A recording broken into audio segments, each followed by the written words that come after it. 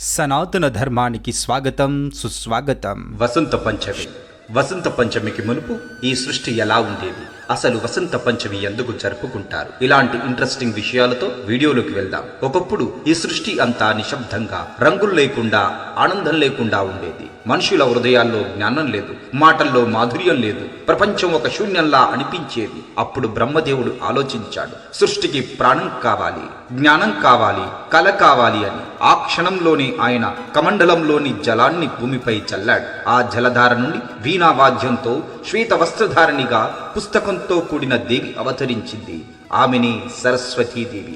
ఆమె వీణను మ్రోగించగానే పక్షులు గానమాలపించాయి, చెట్లు పల్లవించాయి, పుష్పాలు వికసించాయి, మనుషుల హృదయాల్లో జ్ఞానం వెలిగింది. అదే రోజు మాఘమాసం శుక్లపక్షం పంచమి తిథి. అందుకే ఆ రోజు వసంత పంచమిగా ప్రసిద్ధి చెందింది.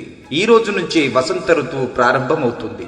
ప్రకృతి పసుపు రంగులో మెరిసిపోతుంది. పసుపు జ్ఞానానికి, శుభారంభానికి, ఆశకు ప్రతీకగా నిలిచింది. అందుకే ఈ రోజున పిల్లలకు అక్షరాభ్యాసం, కళాకారులు సరస్వతీ పూజ, పసుపు వస్త్రధారణ, జ్ఞానారాధన జరుపుతారు. జ్ఞానం ఉన్న చోటే నిజమైన వసంతం ఉంటుంది. అది ఈ రోజు నుండే ప్రారంభమైంది కనుక ఇది వసంత పంచమి.